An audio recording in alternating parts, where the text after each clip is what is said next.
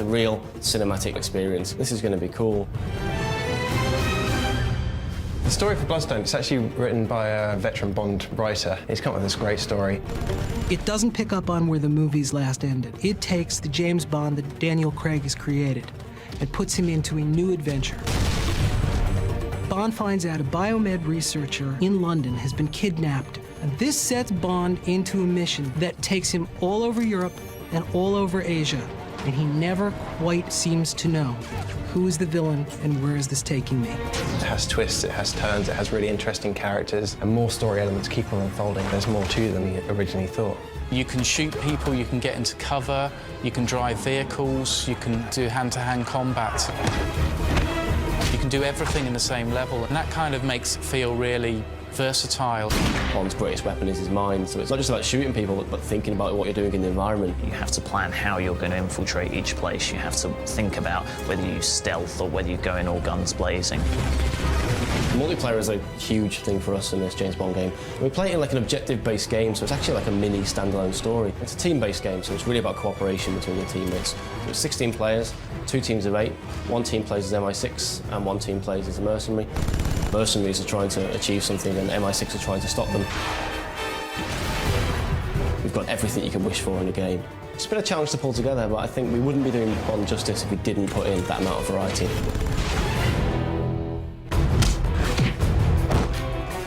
He's James Bond. He's going to be brutal, he's going to be efficient, and we all have a very good idea of how we want to see him move. The new Bond is all about aggression, hand-to-hand, punching people, as well as using guns in a more traditional way.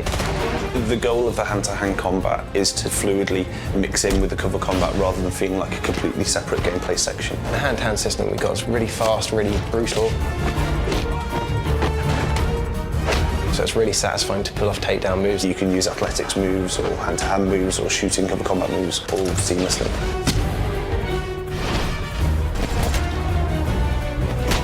If you want to give Bond fluidity, he needs to flow from shooting to hand-to-hand combat to using cover to stealth, really in the blink of an eye. He'll just roll with whatever's thrown at him without breaking the animation. We're not taking you out of the action with cutscenes, we're keeping you there. The idea behind it has always been linking things together, keeping it fluid, and making sure that we can have all this gameplay experience in one place and not these discrete pockets of different types of gameplay. You feel that everything you do is controlling this character, and to me that's really, really cool.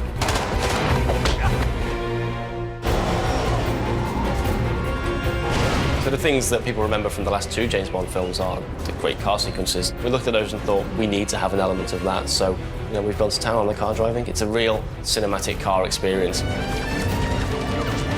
Bizarre Creations has got a fantastic pedigree with racing games, all the way back to the Formula 1 games and stuff. So yeah, we know cars and we really enjoy doing driving sections. It's just such a good fit for a Bond game.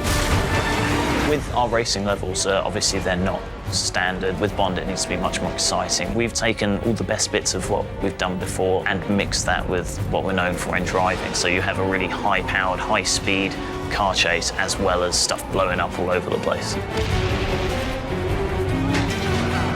During our James Bond experience, Bond will be driving a number of cars. It's just so much fun to drive. They handle really differently as well, so it's a nice mix of the old and new.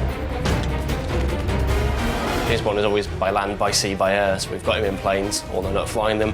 We've got him on the ground, and we've got him on the water as well. We got an amazing boat chase right at the beginning of the game, where you're chasing a terrorist through this Athens marina, avoiding all these other yachts and stuff as he goes on this devious plot to blow up the Acropolis. It's always that last second turn that he makes, it's always that last minute step on the brakes. So we've really tried to get that into our driving experience, because it makes the player feel like they're doing something really cool in the game. Obviously the whole idea is to make the player feel like they're being James Bond, so we've really tried to bring that into our driving sequences. When we first started making this game, we tried to identify, okay, what makes this James Bond? He drives, he shoots, he fights, he has witty conversations, he goes to exotic places. All of these things make James Bond who he is. The music in the game is going to be very much classic James Bond. We've got Joss Stone. To be a part of this game is like so cool. I'm going to say, yes, I will consider myself a Bond girl from this day forward. Bond's a globetrotter, so we had to have some of the classic locations. You get to see Athens, you get to see Siberia, you get to see Bangkok. It has that same aspect of a great adventure. You know, we've got the classic Aston DB5 and the newer DBS, but we're not just limiting to cars here. We've got an amazing boat chase right at the beginning of the game. Bond's driving skills are so much more refined than everybody else on the road that he's able to weave in and out of very dangerous situations. Bond's quite athletic in the game. He's jumping over things, he's punching people, and you can see how cool it is to sort of grapple with these guys. James Bond is synonymous with being at one with his Walter, and we want the player to feel like they're at one with their gun as well. Bond's greatest weapon is his mind, so it's not just about shooting people, but thinking about what you're doing in the environment and finding some way to kind of even the odds against the bad guys. We didn't just want to portray one aspect of James Bond, we wanted to portray the whole thing. We wanted to give players that real opportunity to get into Bond's shoes.